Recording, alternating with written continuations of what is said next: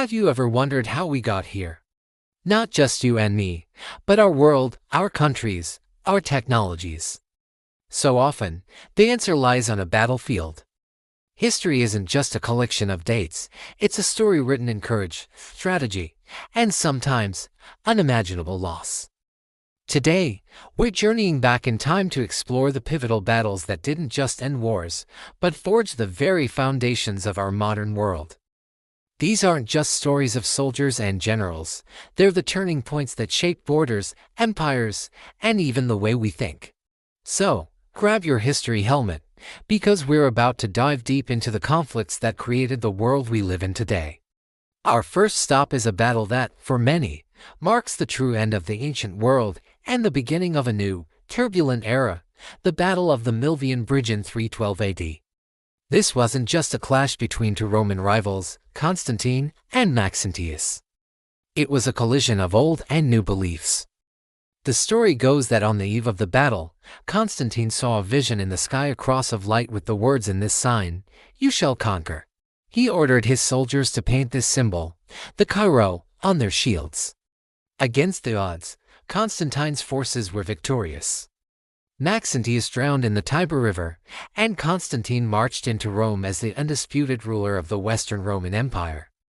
This victory didn't just secure his power, it set Christianity on a path from a persecuted faith to the dominant religion of the Western world. The Edict of Milan, issued shortly after, granted religious tolerance throughout the empire, fundamentally changing the cultural and spiritual landscape of Europe forever. Without this battle, the history of the West would look vastly different. Now let's fast forward over 1,000 years to 1453 and the fall of Constantinople. This wasn't just a city falling, it was the final death knell of the once mighty Roman Empire, which had survived in the East as the Byzantine Empire. The young and ambitious Ottoman Sultan, Mehmed II, brought an enormous army and revolutionary new weapons, massive cannons, to bear against the city's legendary walls. For weeks, the defenders held out, but the sheer force of the Ottoman assault was overwhelming. When the city finally fell, it sent shockwaves across Europe. The main overland trade routes to Asia were now controlled by the Ottoman Empire, forcing European nations to seek new sea routes to the east. This directly spurred the Age of Discovery. Explorers like Columbus and Vasco da Gama, funded by monarchs desperate for a new path to the riches of the Orient, set sail into the unknown. The fall of Constantinople, a devastating event at the time, ironically kicked off an era of global exploration that would remap the entire world.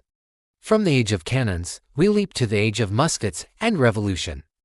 The year is 1781, and we're at the Battle of Yorktown in Virginia. The American Revolutionary War had been raging for years, a grueling fight for independence against the most powerful empire on earth, Great Britain. General George Washington, leading the Continental Army, saw a golden opportunity. The main British army in the South, under Lord Cornwallis, had fortified themselves at Yorktown, expecting to be resupplied by the British Royal Navy.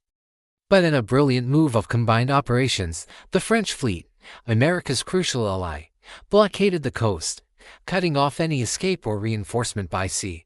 Simultaneously, Washington's American troops and French forces under Rochambeau marched south and laid siege to Yorktown by land, trapped and bombarded relentlessly. Cornwallis had no choice but to surrender. This victory was the decisive blow. It broke the will of the British to continue the war and directly led to the Treaty of Paris, which recognized the United States as an independent nation. Yorktown wasn't just a military victory, it was the birth of a new kind of nation, a republic, and its success would inspire countless other revolutionary movements around the globe. Let us sail across the Atlantic to another battle that would define an era, the Battle of Waterloo in 1815. After years of devastating wars that had torn Europe apart, Napoleon Bonaparte, the brilliant and feared Emperor of France, had been defeated and exiled. But he escaped, returned to France, and raised an army in a stunning comeback known as the 100 Days. Europe held its breath.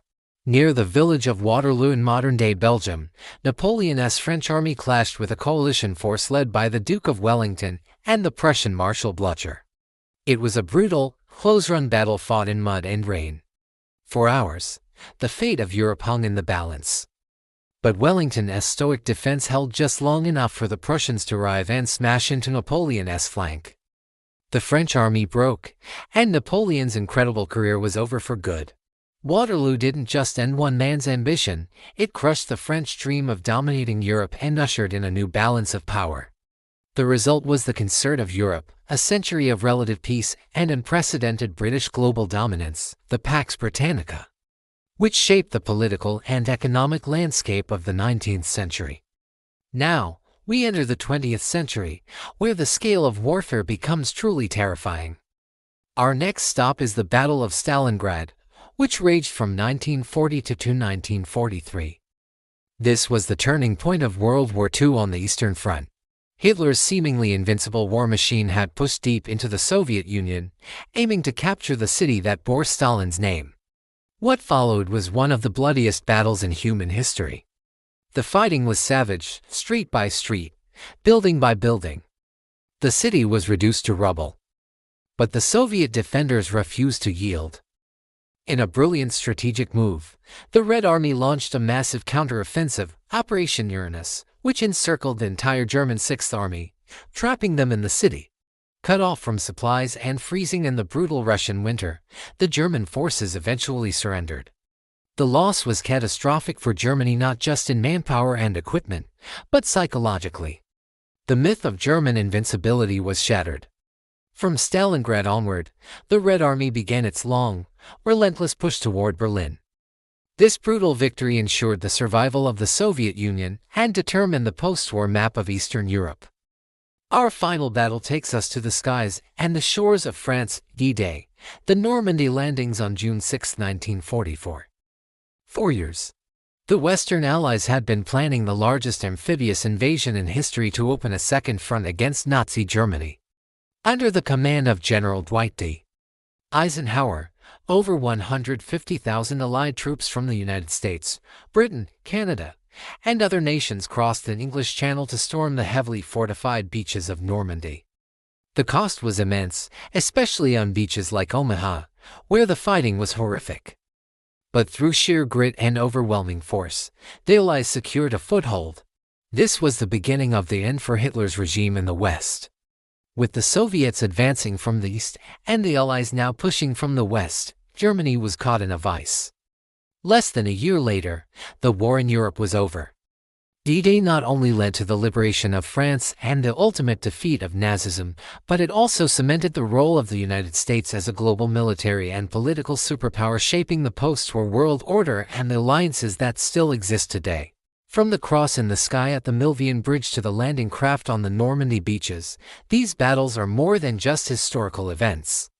They are the hinges upon which history turned. They created empires and destroyed them, spread ideas and religions across continents, and drew the maps of the world we know. The consequences of these few, violent days echo through our lives in ways we might not even realize. The language you speak, the government you live under, the very technologies that connect us all can be traced back through the complex web of history to these crucial moments of conflict. Thank you so much for joining me on this journey through time. History is a vast and fascinating subject, and we've only scratched the surface. Which battle do you think had the biggest impact on the modern world? Let me know in the comments below.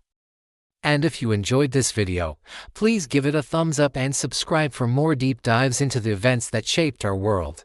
Thanks for watching, and I'll see you in the next one.